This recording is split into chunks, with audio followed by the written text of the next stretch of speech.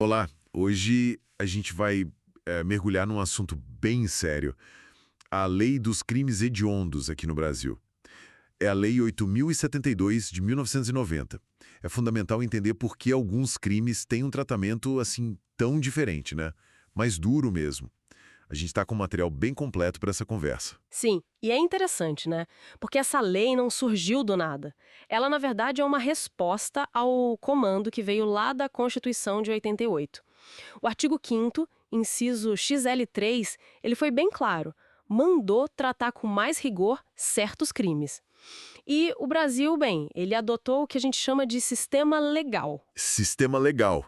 O que isso quer dizer na prática? Quer dizer que a própria lei tem que listar, sabe, de forma taxativa, quais crimes são considerados hediondos.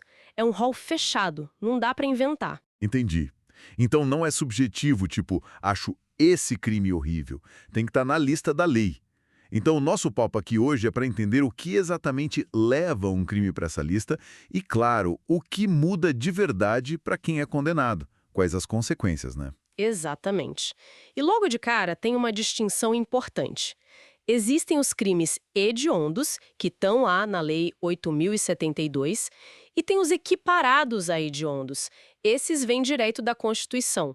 Tortura, tráfico de drogas e terrorismo, o famoso TTT. O tratamento rigoroso vale para todos eles. Certo. E esse tratamento rigoroso, o que ele envolve?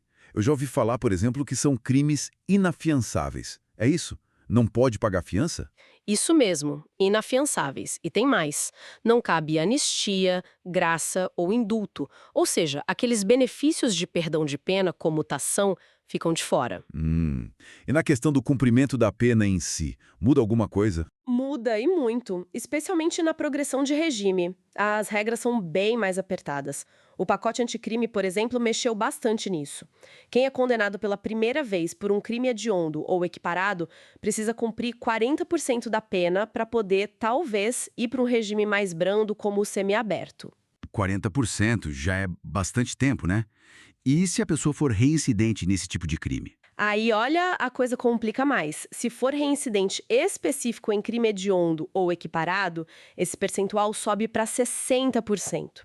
E tem um caso ainda mais grave. Se for reincidente em crime hediondo ou equiparado que resultou em morte, aí são 70%. E nesse caso específico não tem nem direito a livramento condicional. Pensa o impacto disso. Nossa, é um impacto gigantesco no tempo de prisão efetivo.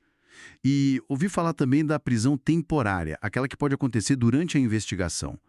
O prazo dela também é diferente para esses crimes? É sim. O prazo normal é de 5 dias, prorrogável por mais 5. Para crime hediondo ou equiparado, são 30 dias, que podem ser prorrogados por mais 30. Bem mais tempo. E o livramento condicional, mesmo quando não é vedado, como no caso dos 70%, exige o cumprimento de mais de 2/3 da pena, e a pessoa não pode ser reincidente específica. É um conjunto de restrições bem pesado mesmo. E quais crimes entram nessa lista, afinal? Pode dar uns exemplos para gente? Claro!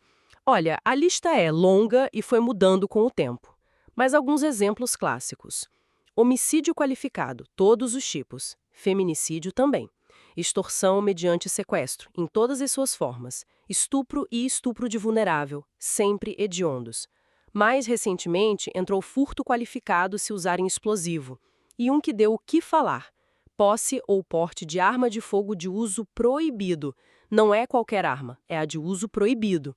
Ah, então a lista não é a mesma desde 1990. Ela foi atualizada? Sim, várias vezes. Incluíram também os crimes militares, que são idênticos aos crimes comuns hediondos.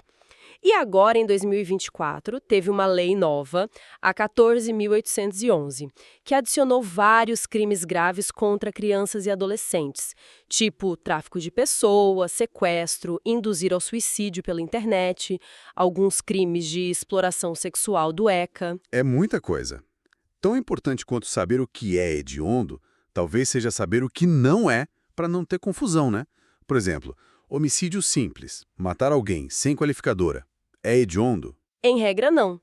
A única exceção é se for cometido em atividade típica de grupo de extermínio, mas o homicídio simples comum não é. Outro que gera dúvida: o homicídio qualificado privilegiado. Aquele que tem uma qualificadora, mas também uma causa de diminuição de pena, como o relevante valor social ou moral. Esse é considerado híbrido e não entra na lista. E o tráfico de drogas? Você mencionou que o tráfico está no TTT, como equiparado. Mas e aquele tráfico menor, o chamado privilegiado? Boa pergunta. O tráfico privilegiado, aquele do artigo 33, parágrafo 4º da Lei de Drogas, para réu primário, bons antecedentes que não integram organização criminosa, esse especificamente não é considerado equiparado a hediondo.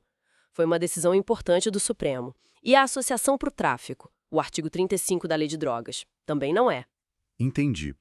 E o roubo? Muita gente acha que todo roubo grave é hediondo. Não é bem assim. O roubo só vira hediondo em algumas situações bem específicas. Se tiver restrição de liberdade da vítima, se usarem arma de fogo, aí qualquer arma de fogo conta. Ou, claro, se resultar em lesão corporal grave ou morte, que é o latrocínio. Mas atenção num detalhe: roubo com arma branca não é hediondo, nem roubo usando explosivo. É diferente do furto com explosivo, que entrou na lista. Parece detalhe, mas faz diferença. Faz toda a diferença, legal. E mais um ponto. Lesão corporal contra policiais, agentes de segurança, etc. A chamada lesão corporal funcional. Quando ela é hedionda, Só se for gravíssima ou se for seguida de morte. Se a lesão for leve ou grave, não entra como hedionda. E para fechar os exemplos de não hediondos, organização criminosa, a Lei 12.850, por si só não é hediondo, só se ela for especificamente voltada para cometer crimes hediondos ou equiparados. perfeito. Isso tudo reforça muito aquela ideia inicial do rol taxativo, né? Tem que estar escrito na lei, com todas as letras. Exatamente. A classificação depende estritamente da previsão legal. E essa lei, como a gente viu, está sempre em movimento, adicionando crimes. Isso reflete muito as mudanças sociais, as pressões, né? O pacote anticrime foi um exemplo, essas leis mais novas também. Então, acho que dá pra gente amarrar a ideia central. No Brasil, chamar um crime de hediondo não é uma questão de opinião sobre a crueldade dele, por mais chocante que seja. É uma classificação técnica definida por uma lista na lei. E estar nessa lista significa, na prática, um tratamento penal muito, mas muito mais severo. Menos benefícios, mais tempo preso. É isso. E, sabe, isso levanta uma reflexão interessante para o final. Se a gente usa esse sistema legal com a lista definida pelo legislador, como o sistema jurídico e a sociedade lidam com a pressão para incluir sempre mais crimes?